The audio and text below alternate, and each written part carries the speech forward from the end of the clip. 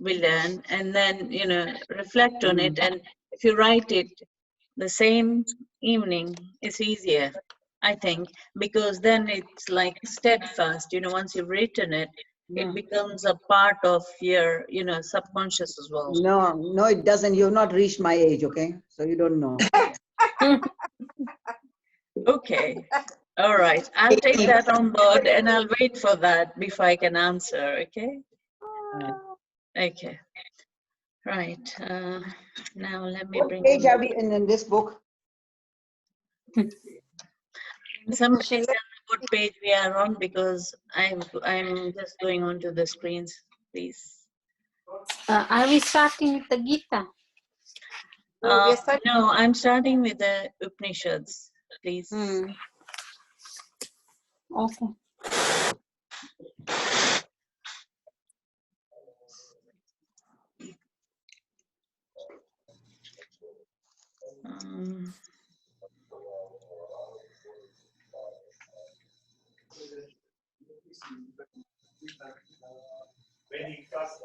Vedic classes now. Bear with me, I'm just trying to share that. When it is question, it is not too late. I'll start to give you a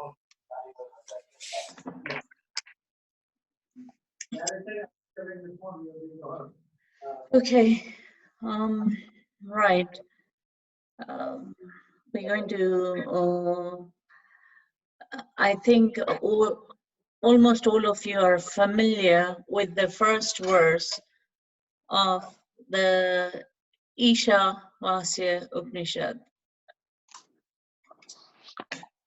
Okay, well, why don't we all say it together, because it's one of the most important verses of all the Upanishads. However, it is the beginning of the Ishavasya Upanishad. Okay? Okay. Om Purnamada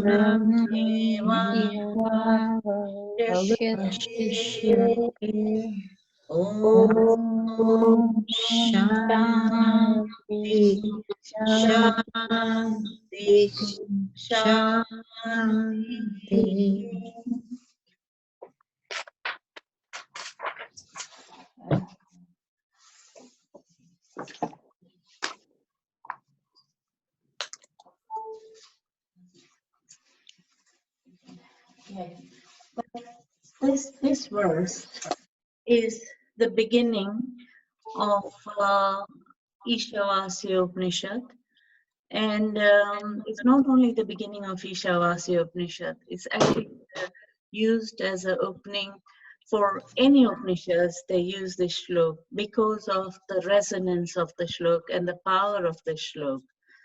The meaning, it's I think we discussed this in our first session, and it says, Om, that is infinite, and this universe is infinite. The infinite proceeds from the infinite. Then, taking the infinitude of the infinite universe, it remains as the infinite alone. Om, peace, peace, peace. Okay.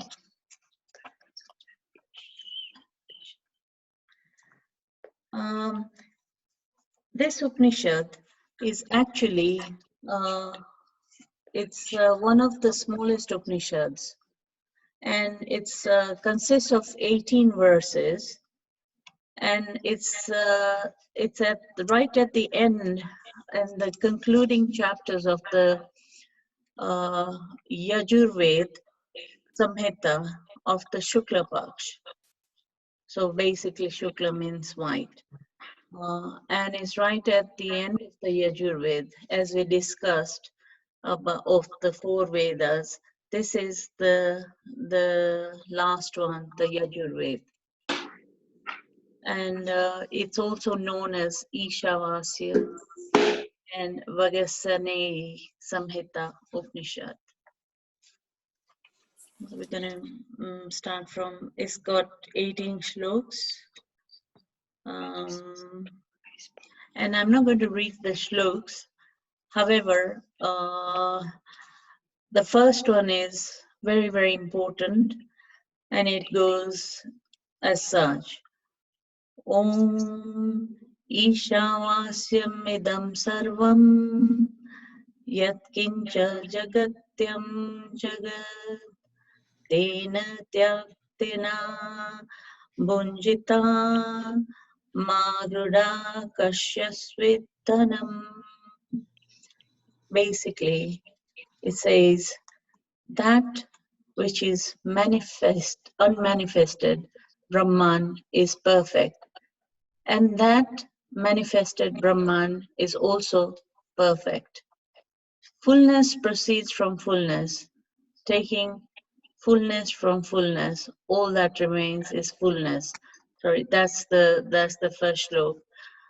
Know that all this, whatever moves in this moving world, is enveloped by God.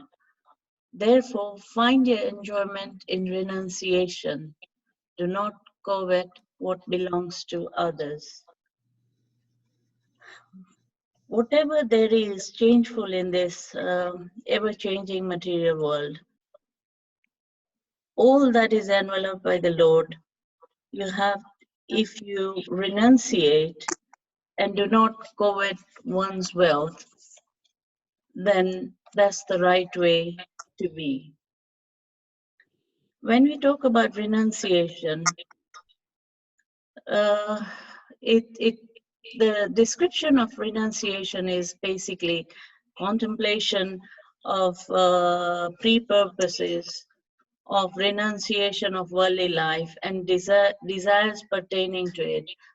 As we saw in Bhagavad Gita, the 2nd chapter, whereby Arjun is seeking a clarification from Krishna on this. Basically, performing your duties and yet remaining detached from it. That is what it's all about. That's renunciation. It doesn't mean that you leave everything and go away in the forest and start, performing meditation or whatever. So then we have always performing works. One should wish to live 100 years. If you live thus as a man, there is no way other than this by which karma does not adhere to you. Basically, this is just direct translation. However, it's talking about, one's desires. If you perform your duties without detachment, then there's no way that karma will, give you any negative or positive fruits, because it balances the karma kind of thing. Generally, if you do a bad thing, then you get the fruits of bad karma. If you do good thing, you get the fruits of good karma. However, if you do it without attachment and perform it as your duty, your dharma, then you're free from that. Demonic, verily, are those worlds enveloped in blinding darkness, and to them go after death those people who are the slayers of self. This is basically talking about, I think the details of this is going to be very well covered in the end of 2nd chapter and beginning of 3rd chapter of Bhagavad Gita.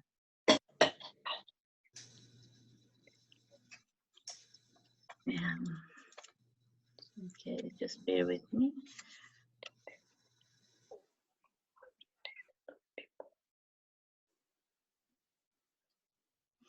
Okay, basically when he's talking about demonic here, is talking about the word itself. It's from the shlok, when I refer to the shlok, it's asur, you know, the asurs or Yeah, yeah. demons, yeah. Yeah, yeah. That's the word, that's the significance of the word there. And when we're talking about enshrouded in blinding darkness, it's basically people who are unaware of the soul within, and they're just, you know, taking the body as itself and the material body and everything attached to the material body, and that is life. This is what it talks about, darkness. Agnana mirandasya. Then we have basically those are the people who are the slayers of the self. It's about, in this ignorance, you do damage only to yourself because you never rise up, not spiritually, not materially, because you just keep on, you know, negating your karmas and build it up, unaware of what is expected out of life.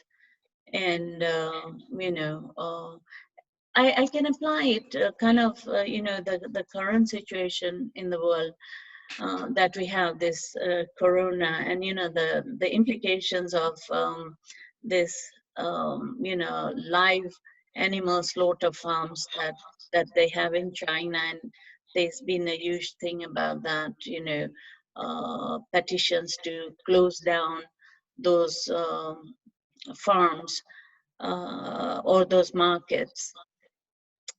In that, basically, the people who operate those markets, they fall under this category.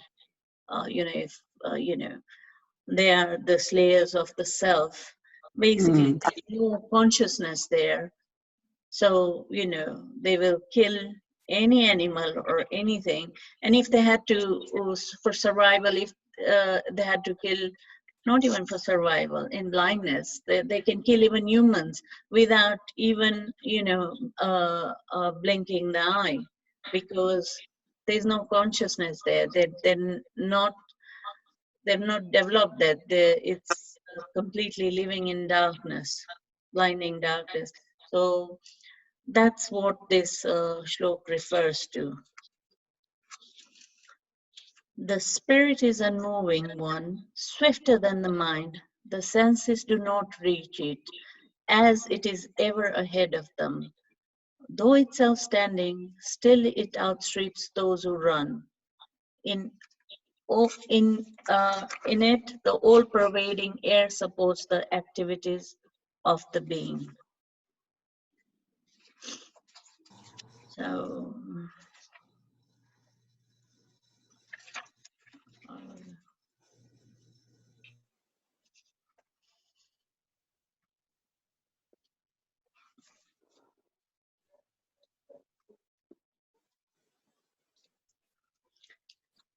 it moves and it moves. It is far and it is near. Within all this, and it is also outside all this. Basically, is talking about when it says in its real absolute state, it moves immutable, but in its conditioned aspect, it appears to be ever changing, in ever motion. That's is talking about the consciousness. It is omnipresent, or it can be explained. For the ignorant, it is far, very difficult to attain, but to the wise, it is very near, because they know it is their very self. This is, now this one is actually talking about the supreme consciousness, the super consciousness that we have within ourselves, also known as Paramatma, Brahman, Atman, the different the different words are used in the Bhagavad Gita and all the Upanishads. They all refer to the same, the Paramatma, the super soul that resides within ourselves, and that is the Almighty. It is within us and everywhere, basically. And he, oh no, okay, we've done it. And he who sees all beings in his own self and his own self in all beings, he does not feel any revulsion by reason of such a view. Basically, it's talking about if you see, if you are conscious about the higher soul within yourself, then you can reflect the same within any other individuals or everybody you meet. Then there's no, then you're indifferent and you come into that category of the supreme, supreme learned being, basically. When to one who knows all beings have verily become one with his own self, then what delusion and what sorrow can be to him who has seen the oneness? We touched on the Bhagavad Gita on that. It's basically, if you perform, even as you shared your views, if you perform your duties as a mother, as a daughter, as a teacher, as in your professional life as well, as a wife, as a husband, then you perform those duties without attachment, then you can see, you can understand, and you can see the supreme being within yourself, and you become conscious about it. So you can, if you're doing it without attachment, then you cannot feel the sorrow, or you don't have any expectations from anybody, so you cannot feel you don't feel the disappointment if somebody doesn't give you what you want, because you never had that expectation and you're just doing your duty as you have to. The next slok is Sarva Bhutani Atman.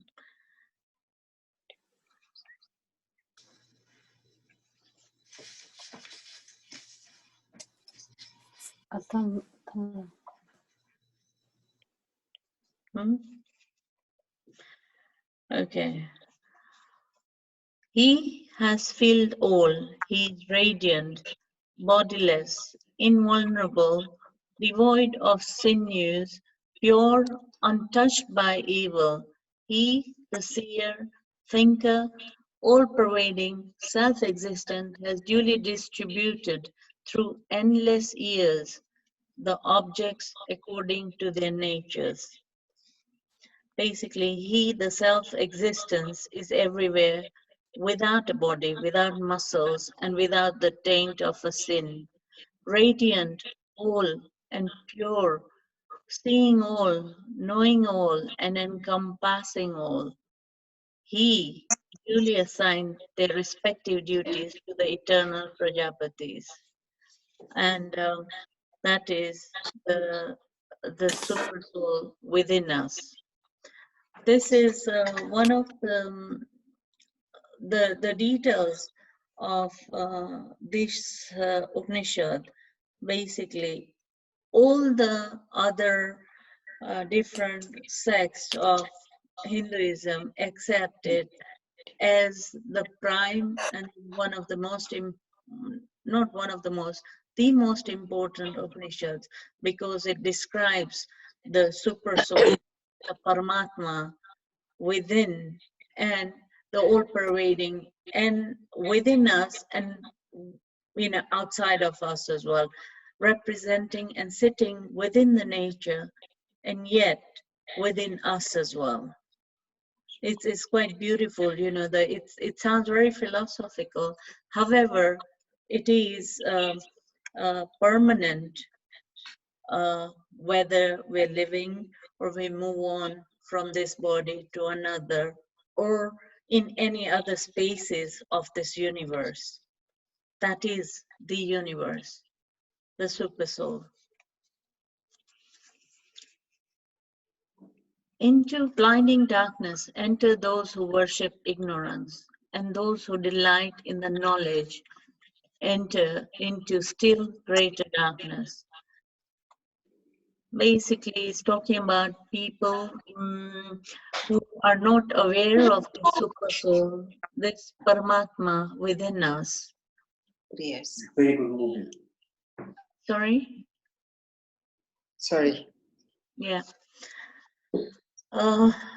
People are unaware of this knowledge or this Supersoul within us, or are conscious or about the Paramatma, the universe, the higher being, the higher soul.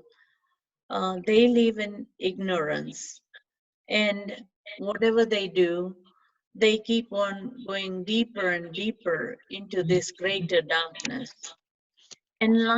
Basically enlightened are the souls who are aware of the super soul within us and who are conscious of that, and who strive to reach the higher realms by realization and daily practice of doing their duties, and yet trying to be detached from the fruits of the daily chores. Distinct indeed, they say, is the result of knowledge, and distinct, they say, is the result of ignorance. Thus we heard from those wise who have explained to us these. Knowledge and ignorance, he who knows the two together crosses death through ignorance and attains life eternal through knowledge. As we talked about the distinction of the asur, the example is the demonic nature, the asurs and their nature. And we talk about the yogi, I would say, who is detached to none and yet full of knowledge and awareness. That is the difference between the two. They will cross death together. However, one goes towards further darkness, then the other goes towards higher eternal knowledge and higher attainments of life, whether here or in other realms. Into blinding darkness enter those who worship the unmanifest, and into still greater darkness, as it were, those who delight in the manifest. Now, this particular shlok is also similar to the distinction, and it's just an extension of the same. Awareness of the Supreme within and the knowledge of the conscious knowledge of knowing the difference between the two. That's what is talking about. Distinct indeed, they say, is what results from the manifest, and distinct, they say, is what results from the unmanifest. Thus, we have heard from those wise who have explained this to us. The differences, the Dharma Shastras and the other Upanishads, and also the Bhagavad Gita, will describe it in details of the results from the manifest and of the results from the unmanifest. And we're going to touch on that. Actually, it's going to come in the next verses that when we move on to the Bhagavad Gita. He who understands the manifest and the unmanifest, we've done that, right? Sorry, I beg your pardon. The face of truth is covered with a golden disk. Unveil it, O Pushan, so that I who love the truth may see it. This shlok is discussing Surya Devta. He's talking about the sun god. The direct reference is the sun god. However, it's also talking about the light, the super soul, and the light of the super soul. So that's why it's describing it, is talking about it as a golden disc. Is the when we talked about the different levels from Earth, we go on to the first plane, second plane. Either way, we come to when we talked about discuss this and the light, where we get where the is manifest, that's in the universe. There is so much light as well, but I think you have to reach a certain stage in order to experience that light and to understand that. And that will be also be unveiled in the Bhagavad Gita in details.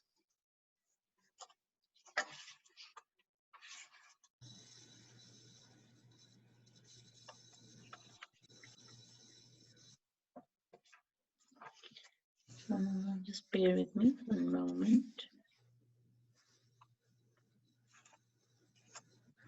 Yeah.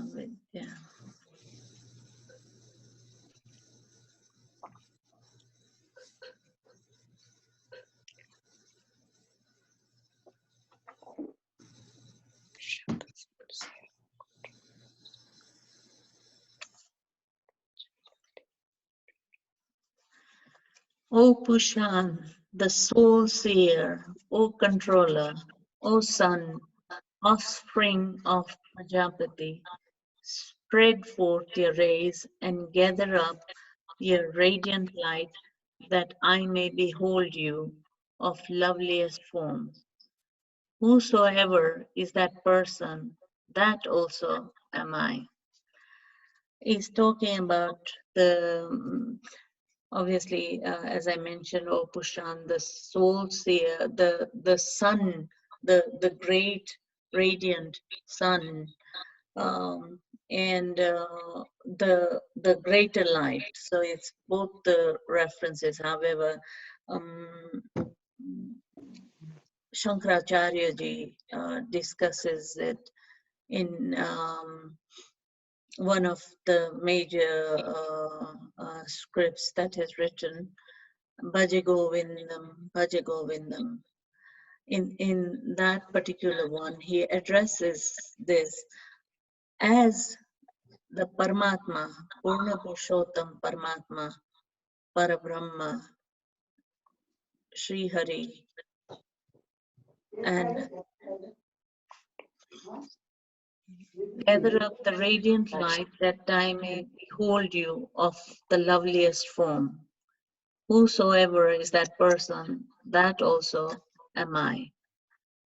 So he's talking about the Almighty.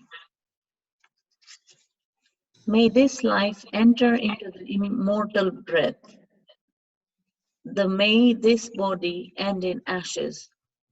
O intelligence, remember what has been done. Remember, O intelligence, what has been done. Remember.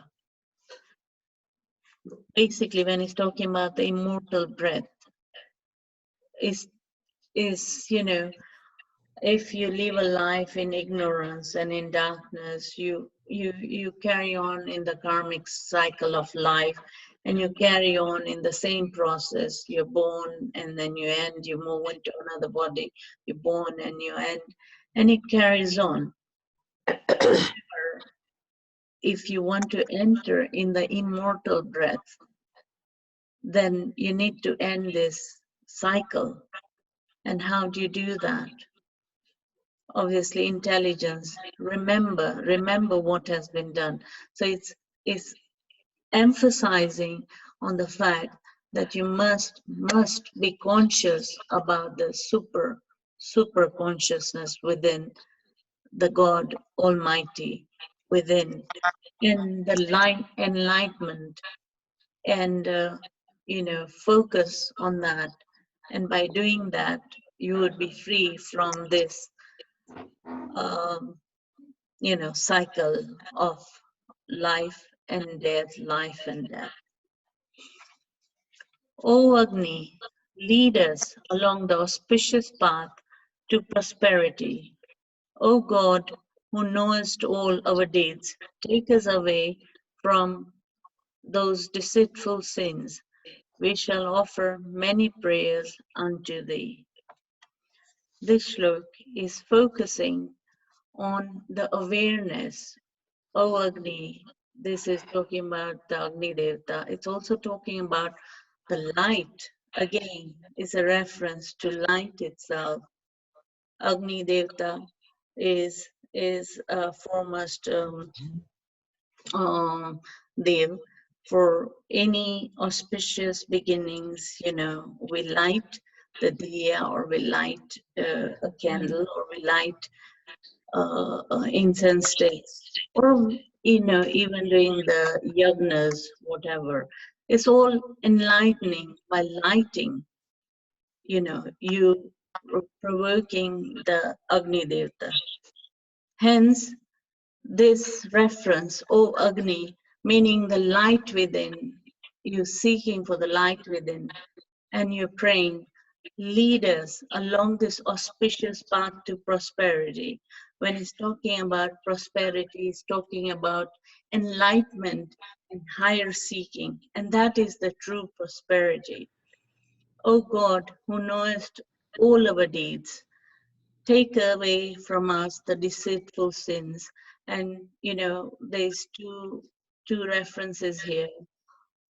We've got the light there, we've got Agni Devta. So when you're talking about burning away the sins, in that aspect, you can refer it to the Agni. And the other way is also take us away from the deceitful sins by enlightening us, so that we do not perform those sins again. And hence we pray to you, O Almighty. And that was the last shlok of the Ishavasya Upanishad. That was touching on to all the shloks.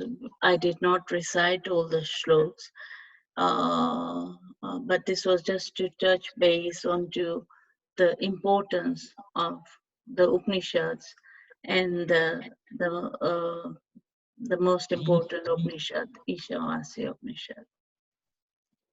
So, Agnanan Stimirandasya Agnana Janakshalakaya Chakshuran Militam Yena Tasme Shri Guruve Namah. Okay. Right. We'll now commence on Bhagavad Gita. I hope you have your Bhagavad Gita. Indu wanted to know the page, ne? Yeah, please. Page 38 of this one. Okay, thanks. You see? Ah, you can't see. The one which was given by Yeah. Jayeshne Parima. જયેશનું ને આ મોટી બધી છે ને એની વાત કરું છું ને. Mottima to, which one? You got the bigger one now. Oh, I don't know about that. I can't see it. Okay. We were on Bhagavad Gita. Those for just quickly, for those of you who are unaware, there is a link in this group for the Bhagavad Gita where you can download the Bhagavad Gita as it is. So it's got the original Sanskrit text as well as the transliteration and the explanation. So this is for future reference for those of you who are unaware of it. However, we are on Bhagavad Gita chapter 2, text 32. That's where we last ended our session. So we're going to start with chapter 2, text 33.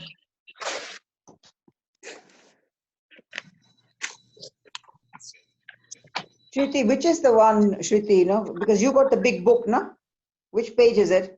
I'm not on the big book. My book is sitting at Gita Ben's house because of this, lockdown. I'm currently without that book.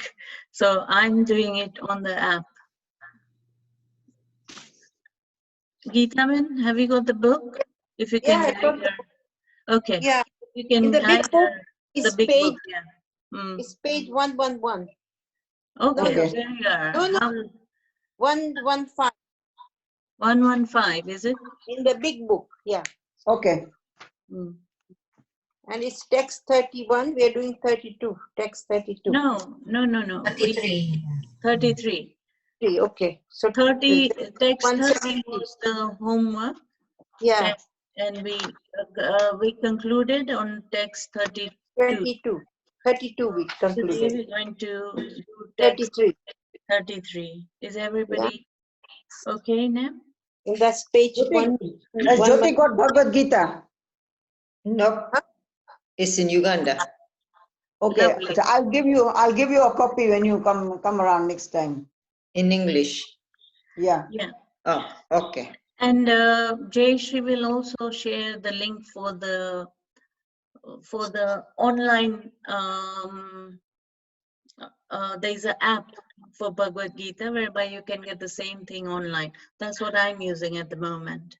Oh, okay, all right. Yeah. Okay, thanks. Yeah. Yeah. Yeah. Oh, that's good at least. Yeah. Okay, Yeah. thanks. So maybe Jayashri, you can forward it now. Jayashri? Jayashri. Gone. Jayashri, can Doing it. you forward the link of Bhagavad Gita to Jyoti Didi, please? Yeah. Okay. Now, because she wants to catch up as soon as she can on this, okay? Okay. Oh, thanks. Yeah. Right. Okay. We can all do it together. We can say the shlok, right? Atha chet tvam imam dharmyam Yeah. sangramam na karishyasi Shwashi. tatha swadharmam kirtim cha hitva papam bhavam pashyasi. Yeah. Papa. Navati. Yashi. If, however, you do not perform your religious duty of fighting, then you will certainly incur sins for neglecting your duties and thus lose your reputation as a fighter. This is Bhagwan Shri Krishna, Lord Shri Krishna, as is referred to in this Bhagavad Gita. However, Lord is not the right word. I prefer using the Supreme Being or Almighty God Shri Krishna. That is more preferable. Lord How is about Krishna Ji? no. I'm talking about this is not a bhavna. This is not not something that's emotional bhavna. I'm talking about the actual reference. I've discussed this with many gurus, and they all contest this word Lord. That's why. No, but can you say Ram Ji, say for example, or Hanuman Ji and Krishna Ji? Yeah. You can say that, but Yeah. when we're talking about, when we're learning the Yeah. scriptures and we got the text, Yeah. then the transliteration should not have Lord. It should be Yeah. supreme. That's Yeah. what I'm referring to. Yeah. Yeah. Okay. Okay. So this is when Almighty Sri Krishna is advising Arjun to fight and not give up on his duty. Okay. Mm. So then we go on to the next text.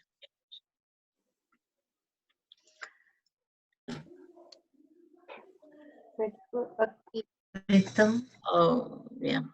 Sorry. I beg your pardon. Sorry. This is really playing up, just like my glasses.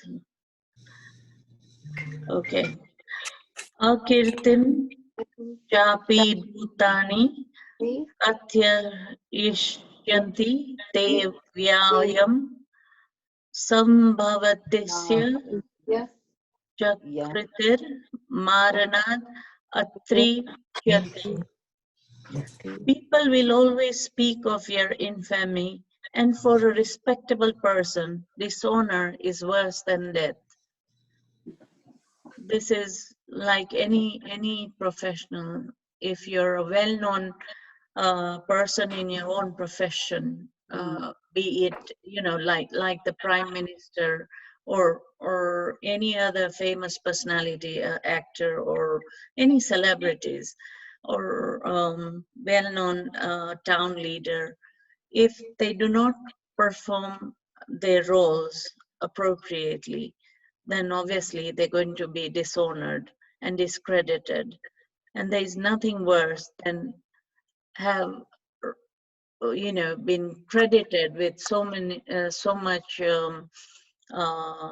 respect for whatever you're doing, and then you end up getting discredited in this particular, when it comes to the time of testing your skills.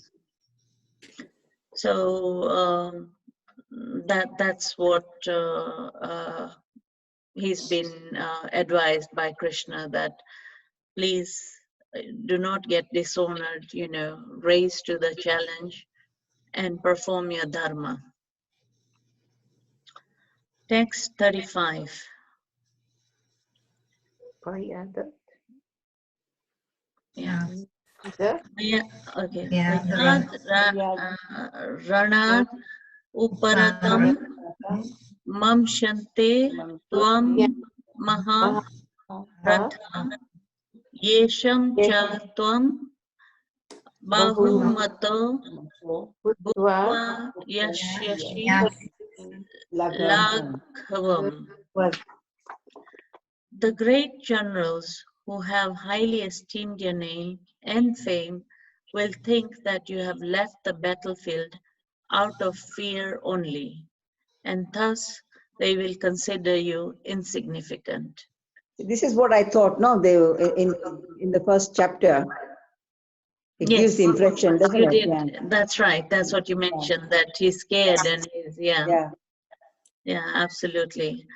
We have a similar situation, isn't it? Some frontline workers, in the beginning of this COVID-19, coronavirus issue, a few key line workers disappeared and ran away from their dharmas with excuses. And hence they discredited themselves. But I think also on the BBC they reported somebody, after realizing the praise that the key frontline workers were getting, this particular doctor decided that I want to be retested so that I can go back to work.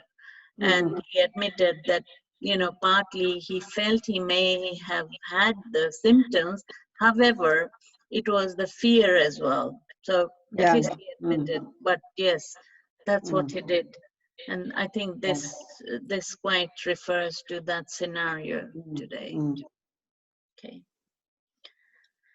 So, and sorry. Oh God. Sorry, I've lost it. Beg your pardon. Yes. Oh my God. Just bear with me, please. It's my glasses and this. I need my book, Gita. I mean, take it. It's there, we got. It's all here. Yeah, Text okay. 36. So text 36. Va, Achya. Avadyacha, Avadyacha,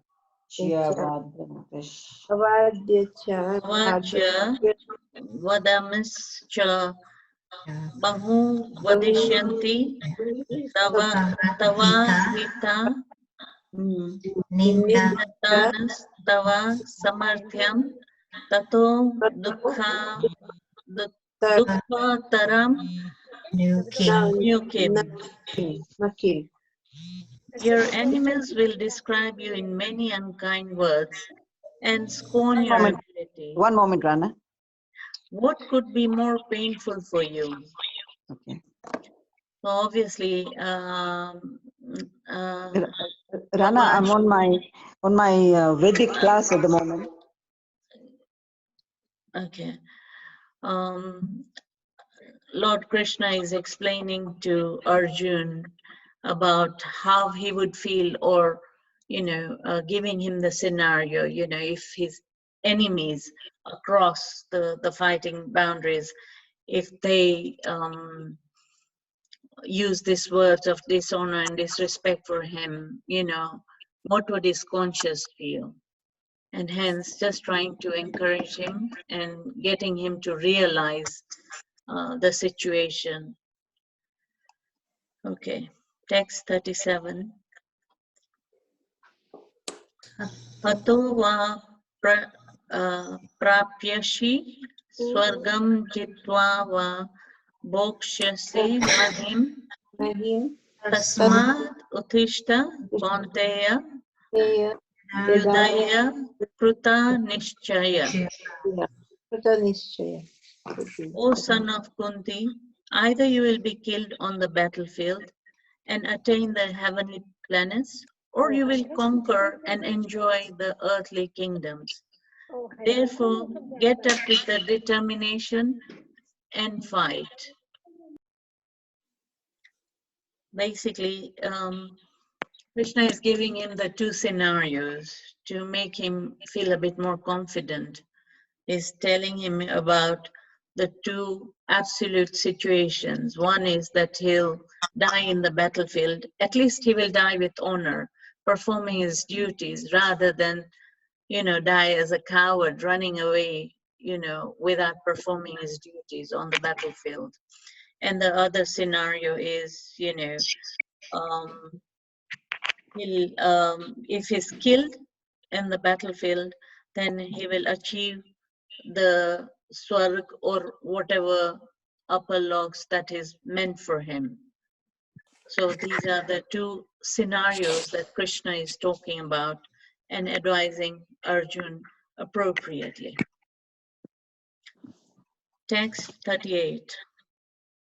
Sukha dukhe same krutva labha labho jaya jayam tato yudhaye yujyasvaya naivam papam avashpashyasi. Do thou fight for the sake of fighting, without considering happiness or distress, loss or gain, victory or defeat, and by so doing you will never incur any sins. This is one of the questions that Arjun raised for Krishna, because he was in fear, he was trying to, put forward all arguments so that he did not have to fight this war. So he talked about incurring a sin by killing people and by killing his gurus who are across on the other side of the battlefield, and his elders, Bhishma Pitama. So he was really worried about that. But Krishna on this slok reminds him that he can do so and fight for the not for the sake of fighting, but without thinking of the outcome of the battle. He should not think whether he's going to win or lose or whatever is going to happen. He should do it because he has to fight. He should just keep that in his mind. He has to fight this battle, this dharma yudh, and that's it, without any other consideration. Therefore, as a warrior, he will not incur any sins. If he did it for personal benefit, then yes, there is an attachment to it. We talked about attachment to the profession. So on this one, there is no attachment, the way Krishna has described his duty. Text 39. Isha Isha te te vihita sankhya buddhir yoge tviman shru buddhya buddhyo yakta yaya partha karma bandham prahashyashe. Thus far, I have described this knowledge to you through analytical study. Now, listen as I explain it in the terms of working without fruitive results. O son of Parth, O son of Pritha, when you act in such knowledge, you can free yourself from the bondage of works. On this slok, he is explaining to Arjun. So far, he has described about his duties, what he should do as per Dharma scriptures, what he should do and how he should perform his duty. However, now he is going to impart knowledge whereby he can free himself from the bondage of the karma. Basically, whatever he does in the yudh, what he said, without attachment and yet perform his duty. Although the duty is of a soldier, of a warrior, of a kshatriya, and that incurs deaths, obviously, because it's in a war. And in this slok, Krishna is going to advise him how to be free from that attachment and the sins created by those attachments.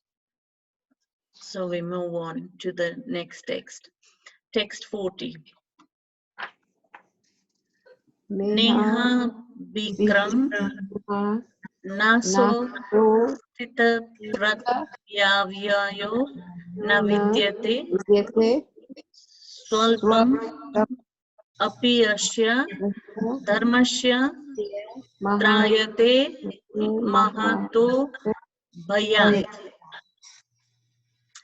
In this endeavor, there is no loss or diminution, and a little advancement on this path can protect one from the most dangerous type of fear. Basically, what Krishna is about to describe to Arjun, he's talking about that path that he's going to describe and recommends for Arjun, because it's a protective path whereby it would get rid of his most dangerous of fears, whatever his largest fears. It will disperse all the fears, whereby he can perform his duty without any issues. Text 41. Vyavasayatmika buddhir ekah kuru nandana bahusakha hiya anantas cha buddhayo Vyavasya Inam. Inam. Yeah. Those who are on this path are resolute in purpose, and their aim is one. O beloved child of the Kurus, the intelligence of those who are irresolute is many-branched. Okay, is talking about all the different people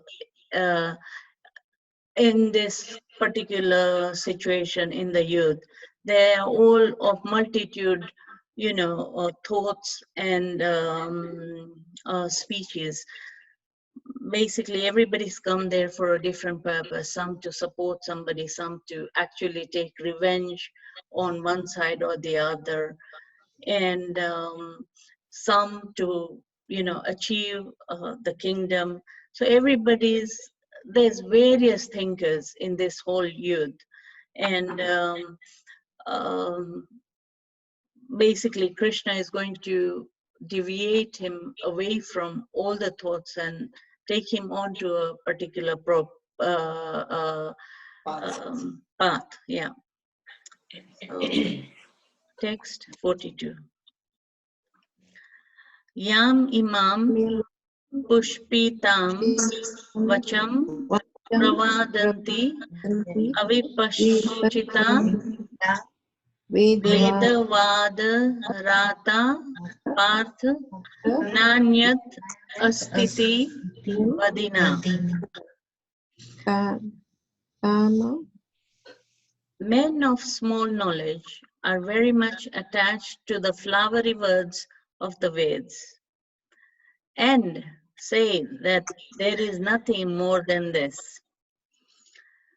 Basically, the Veds, obviously, the Veds that we are talking about, all the 4 Veds and the Upanishads, etc., is talking about that the knowledge of the Veds. Some use that knowledge and misinterpret. So that is what Krishna is talking about, because Veds are the ultimate. However, when Krishna talks about it, it changes the structure, the status. So in this, Krishna is talking about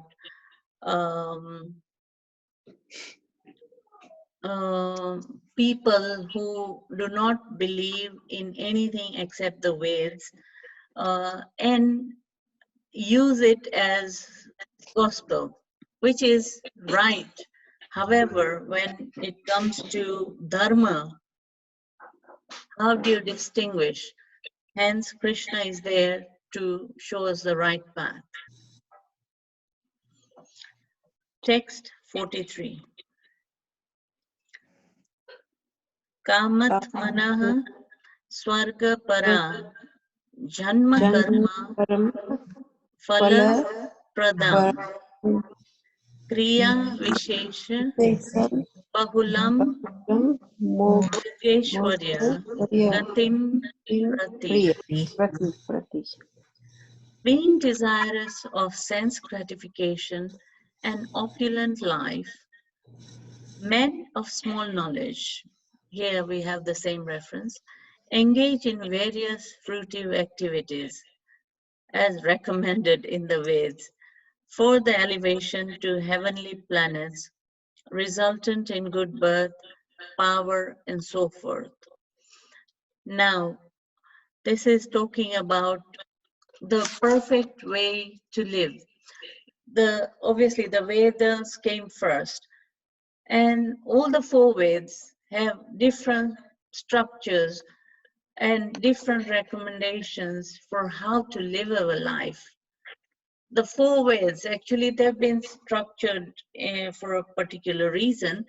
However, the Vedas in general, they're there to teach us, all living beings, on the way to live our lives, and social echoes and all the other the structures of life for all living beings, whether it's for animals or for human beings.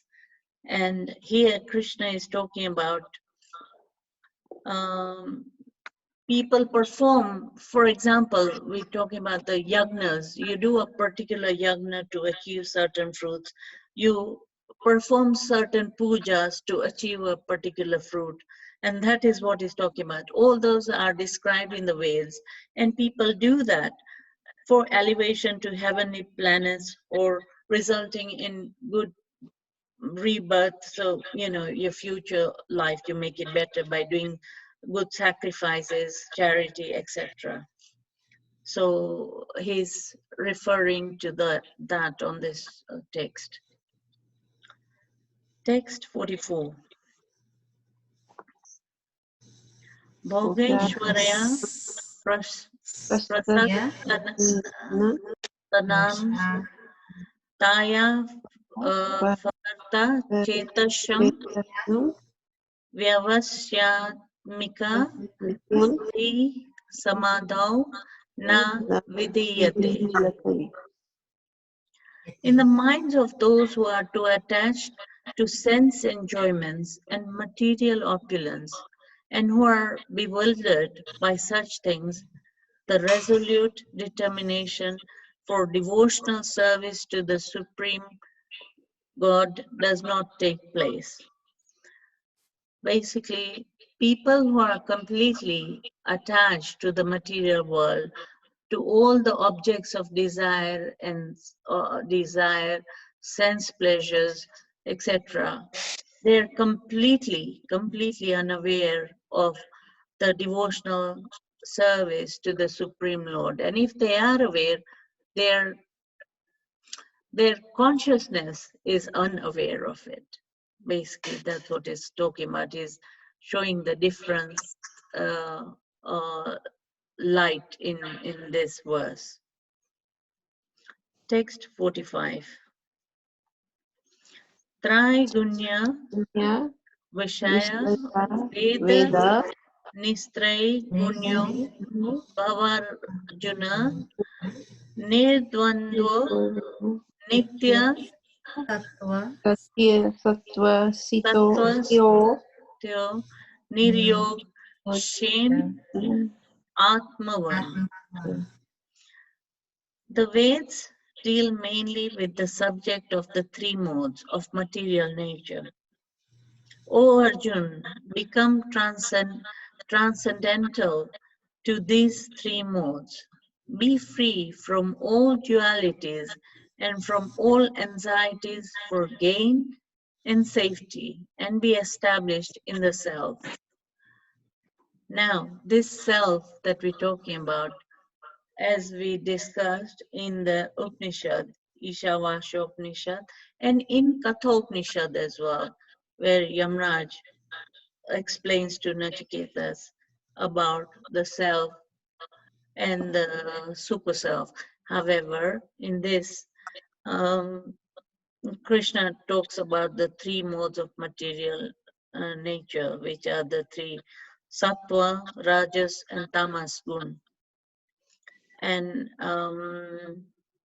he's asking him to be free from all of this and release all his anxieties for gain and safety and be established in the self.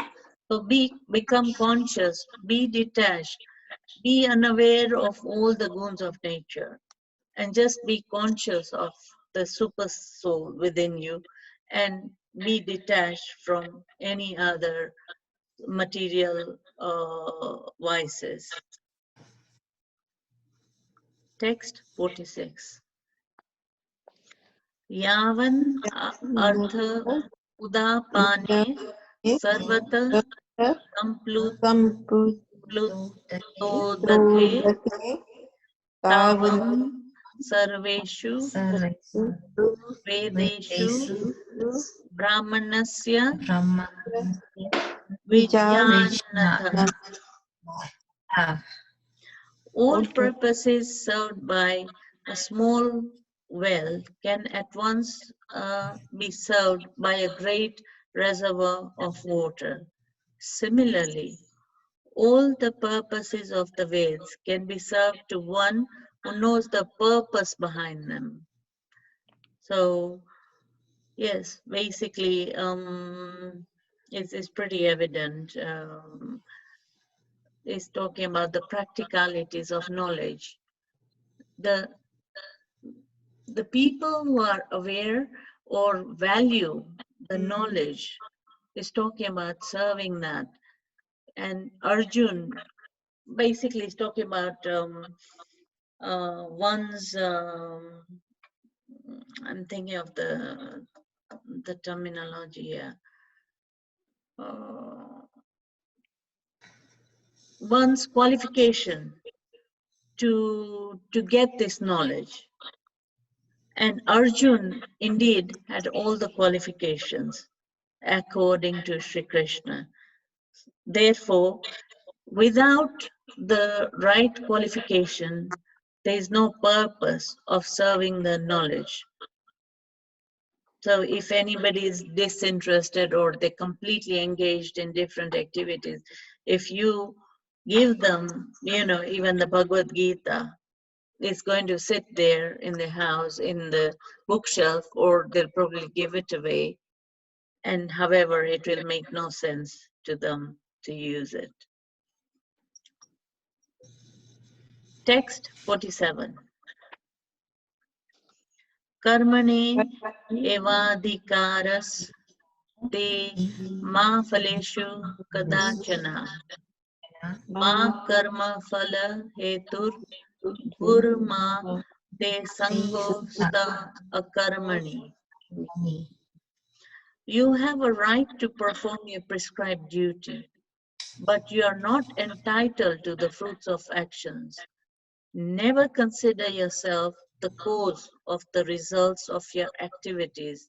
Never be attached to not doing your duty. This is one of the very, very important shlokas of the Bhagavad Gita, text 47. Basically, is talking about the core essence of detachment and performing your duties. Perform your duties, whatever it is, whether it's in the house or, in your professional levels. However, do it without, the expectation of the fruits. It's very easily said when we talk about work. At home, everybody's okay to do that because, you love your children, you love your parents, you love your wives, husbands, etc., etc. However, the main test comes and you're at work and you're supposed to perform your duty. When we talk about the doctors in this scenario, even there it applies. However, but it's a different ball game in United Kingdom because the NHS is the body over it. So things work in a slightly different manner. But if we think about this in any other work situation, how many people are going to perform their duties without attachment? It's not many, because everybody will look at, okay, what is my pay? I'm doing 2 more hours, so I need to be paid overtime, or I need X number of days of work and all that. You want all the rights, and then your work health and safety has got to be particular because the law states that and all that. So there's so many distractions from from the work itself, rather than focusing on the work. Okay, you have the tools, you have the laptop, you have the knowledge, and you have the details, so get on with it. But no, it's too hot in here. The temperature should be should be this high, not this is not the right place to work because of this detail. The chairs are not very comfortable, it's not supporting my back, etc., etc. So yeah, it's No happy medium. hmm? So no happy medium. We are always, if it's too hot, we complain, too cold, we complain. It's exactly the same way. So no happy medium anyway. I think it's No. we become part of that nature of Yeah. not being happy with whatever. But that's what it is. Krishna is saying perform your duties without attachment or without the expectations of the fruit, which is, you might get negative or positive. So you might get the bonus or you may not get the bonus, but just perform either way. Carry on with the duties, At home as well, you cook, oh my God. Sorry, beg your pardon. You perform your duties at home, and your children, basically, you do everything for them. However, how many? Okay, I have all mothers in this group right now. How many of you do it without any expectations? I think most of us do without expectations, because when you do the expectations, you're bound to get hurt. So might well as,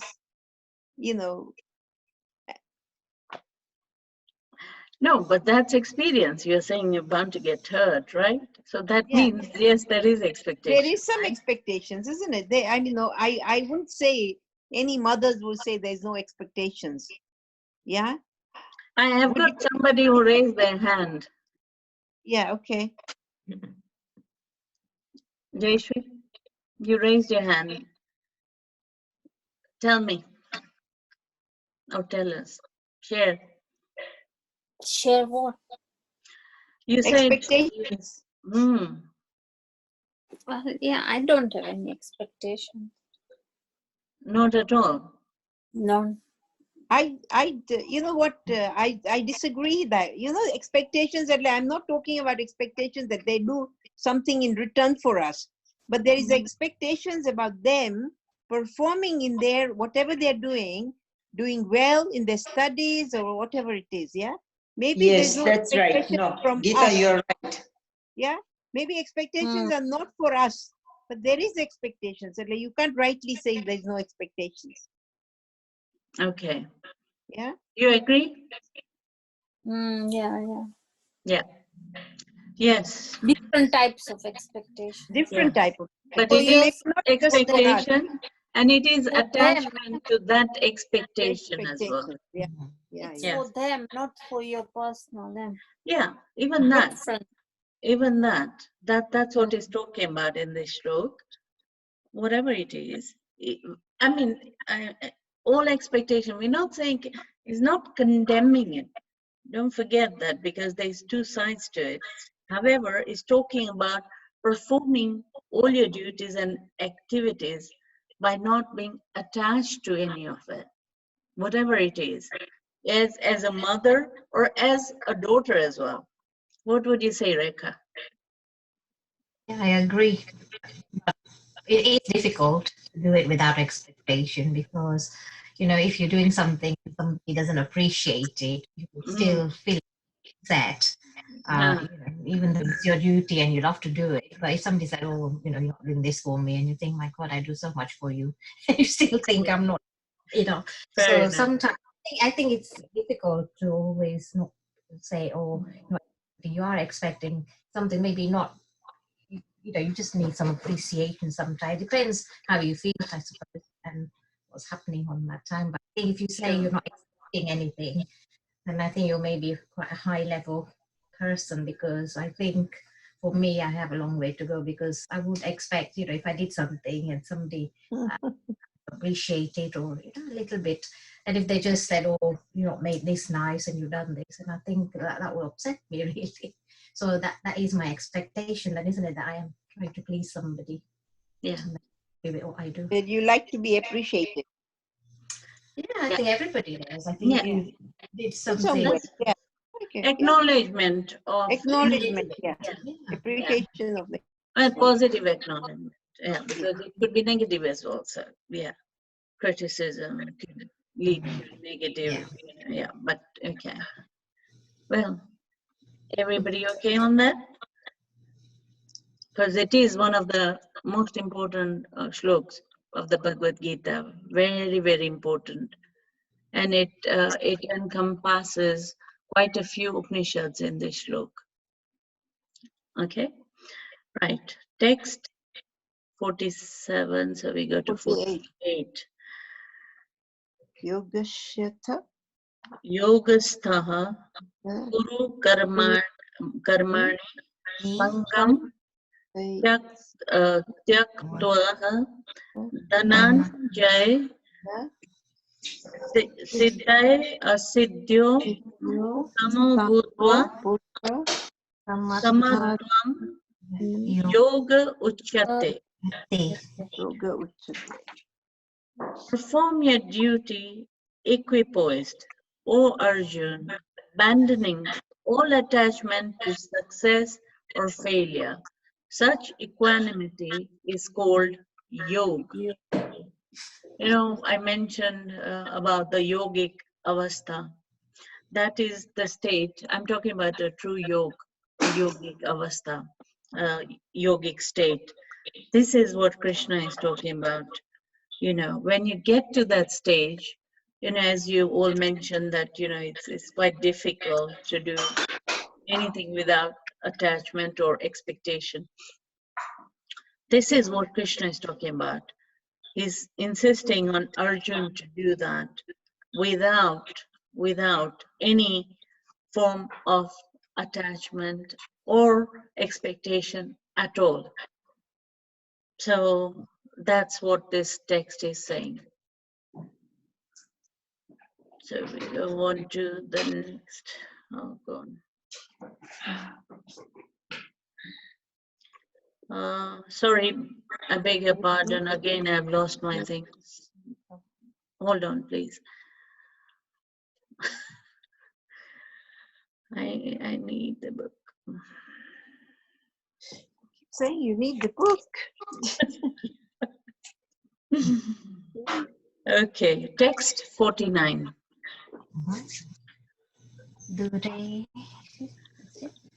Durena he avaram karma buddhi yoga dhananjaya buddhau Paranam Which kripana pala Hetava. Oh Dhananjay, that's another name for Arjun. Keep all abominable activities for distant by devotional service, and in that consciousness surrender unto the Lord. Those who want to enjoy the fruits of their work are misers. Oops. Okay, this is, you know, direct reference to us all. He's talking about, you know,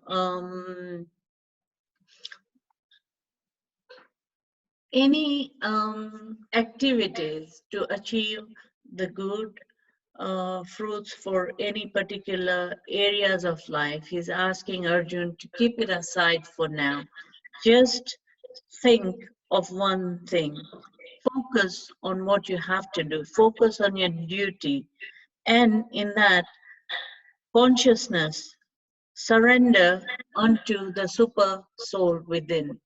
So surrender unto me, basically Sharanagati. So by surrendering everything, you're free from any other thoughts or processes. Over here, I'll point out, you know, for those of you who have Brahm Sambandh, you know, you've taken Sharanagati by saying the Brahm Sambandh mantra. And once you know, surrender yourself, Sharanagati is basically surrendering yourself, then you're free to, you know, free from any other actions, good or bad or whatever. But that is in true Sharanagati, true surrendering. And this, Krishna is asking him to even forego the fruits of whatever the outcome, the good or the bad or anything. The same applies in Sharanagati when we take Brahm Sambandh and Pushti Marg. And, you know, whatever other practices people do, but in this in particular, we have to surrender ourselves completely with all our families and friends, everything we have, all worldly, earthly materials that we have, we surrender ourselves when we do that. And that's exactly what Krishna is asking Arjuna to do. Hence, after surrendering, he would be free to follow his dharma only without having to worry of the consequences because he's already surrendered everything. So, how many? Okay. Homework. Chapter 2, text 49. Have a think on this, apply it, and then we'll discuss this. Experiences, everything on your personal level. Okay? Chapter 2, what? Text 49. That's your homework. That is a surrender thing, isn't it? Yeah. On surrender. Yeah. Or On that whole text, whatever you understand, whatever you feel, your experiences, share that. That will be your homework. So you can think about that. Okay. Next, we move on to text 50. Buddhi yukto jahatiha ube shukrata dushkrute tasmad yogaya Yeah, you just yaswa yoga yoga karmasu karma masu kaushalam. kausalam. Yeah. A man engaged in devotional service rids himself of both good and bad reactions even in this life. Therefore, strive for yoga, which is the art of all work. Basically, when he's talking about a person engaged in devotional service and gets rid of all good and bad reactions. First, you have to understand what is devotional service. Devotional service basically is engaging into a service of, well, if we take on, devotional service can apply even to, somebody you love. It doesn't have to be a deity or, the God Almighty. It can, or any other deities. It can apply to anybody or anything, or not anything, but any entity. So we have to understand what that entails. Devotion is when you dedicate yourself and do everything that pleases that deity or that person. All your activities are related. Your sense, your mind, all the objects, everything you buy, everything you get, you want to do it for this particular object of devotion. So now, if you think about that in our lives, the object of devotion, you will understand and you'll be able to discriminate on where we lie as individuals on this. Okay. So when you dedicate yourself in devotional service towards Krishna, now I'm talking about devotion to Krishna, then you're free from any other fruits, because the fruit for serving Krishna, seva basically, is seva itself. There is no other fruit. So you are free from the positive or the negative false. There is no negative, there is no positive. The fruit for seva is seva. The fruit for bhakti is bhakti. The fruit for devotion is devotion. That's what it's talking about. So you're free from any other engagements to any other senses, etc. So the whole idea is, if you are on that level, then you become a yogi. Even if you're, dedicating or devoted yourself to the Almighty within in a yogic manner, that is, that is the supermost stage. And Krishna is asking Arjun to be on that stage. Okay. Text 51.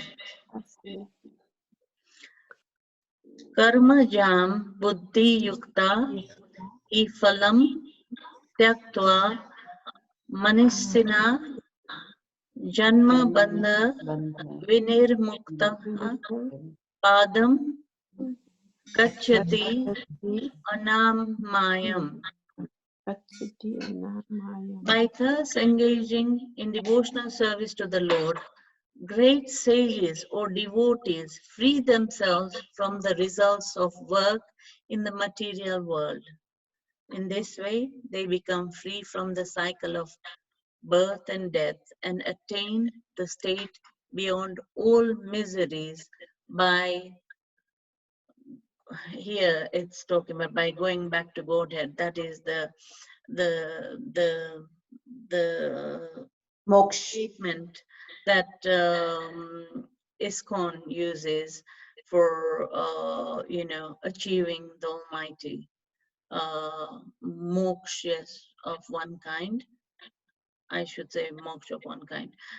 However, yes, it's talking about you can achieve that state on earth itself, basically. If you are engaged in complete devotional service to Almighty Sri Krishna, then you can achieve that state in this life itself by freeing yourself from any other karmas that you may have or you may have had, good or bad or whatever, because the fruits of that particular action, that is devotion, is the same. Hence you are free from the cycle of death and life.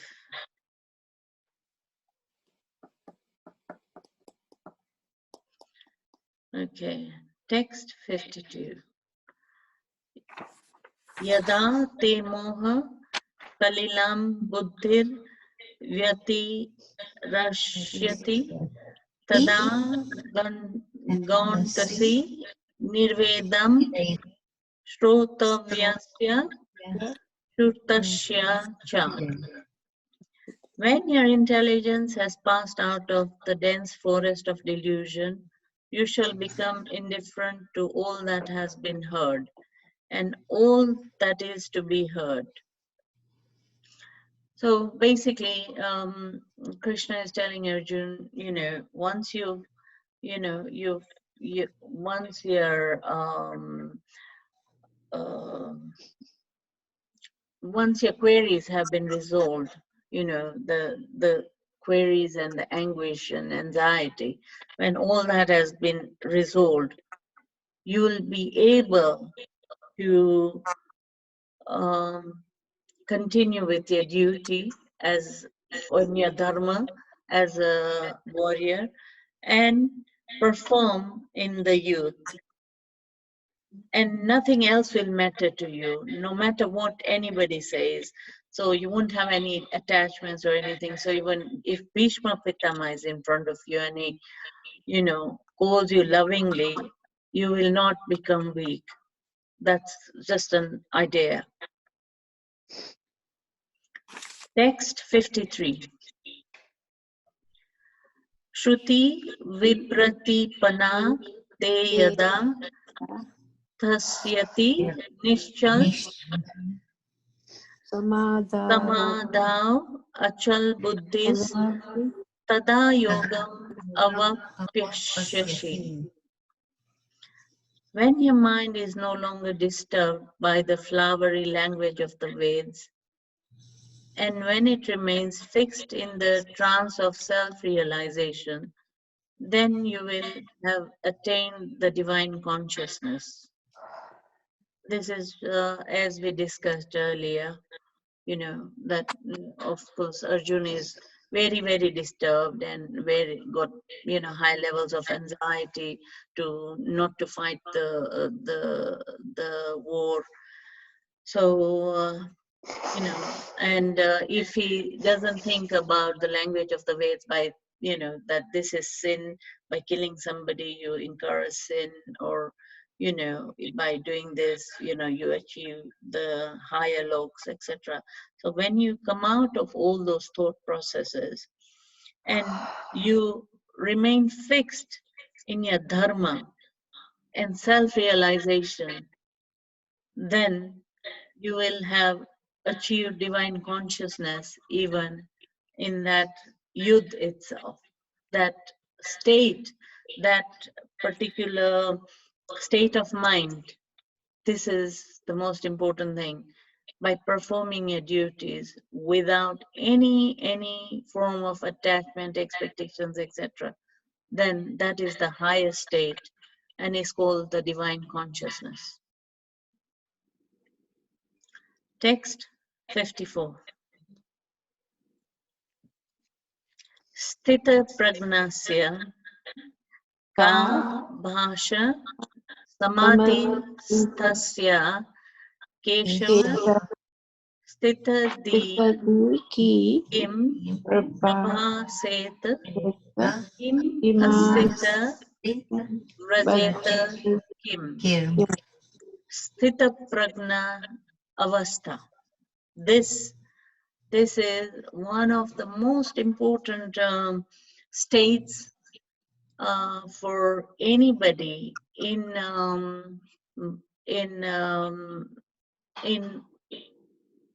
the religions to achieve the higher stages. It is one of the highest stages, and it's a huge achievement when one reaches that stage. That's the absolute state for one's consciousness, because you're completely free from any attachment, any bondages, anything whatsoever. You won't feel any difference, whether you have something or you don't, you have anybody or you don't, whether it's extreme heat or extreme cold, you'll be indifferent to either, whether you have enough food or you have over or you don't. It either way, it matters physically, it matters. However, to you, to one's mind, to one's thought processes, it won't matter. Sometimes we talk about food as well. Oh, the taste is so good, or I'll say, oh, this is too salty, or it's okay, whatever. It will make no difference. It's like the highest aspiration even for the yogis. So this is the avastha. It's called sthita pragnasya.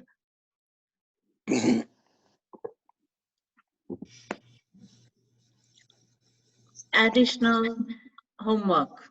Text 54.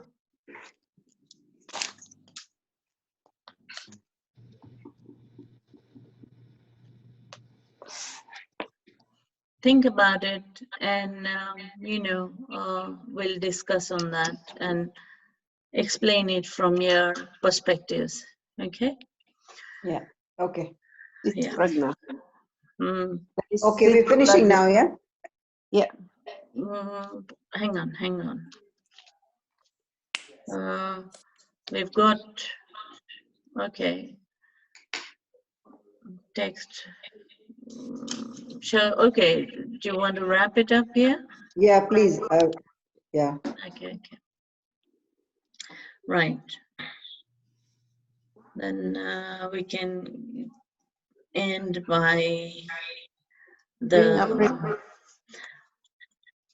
Okay, let's just say this shlok and dedicated to all the people right now, suffering in this adverse situation. So let's end with that jap, okay? Om Namo Bhagavate Vasudevaya, and that's for all the people in this world who are experiencing this, terrible situation in the world. Om Namo Bhagavate Vasudevaya. Om Namo Bhagavate Vasudevaya. Om Namo Bhagavate Vasudevaya. Om Namo Bhagavate Vasudevaya. Om Namo Bhagavate Vasudevaya. Om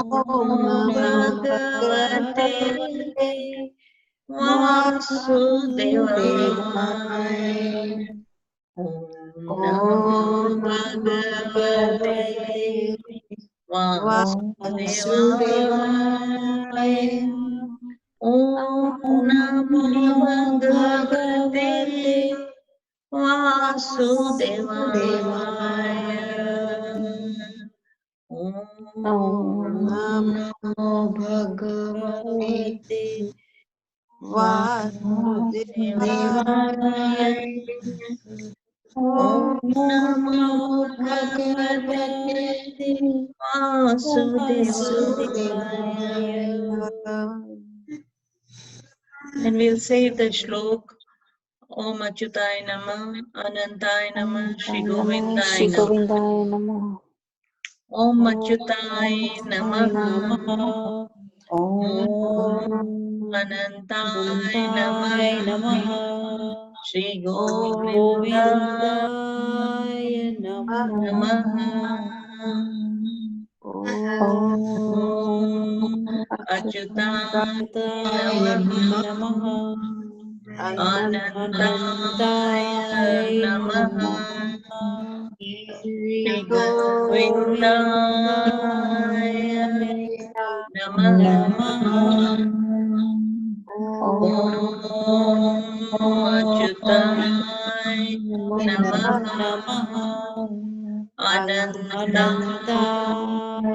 Namah, Shri Govindaya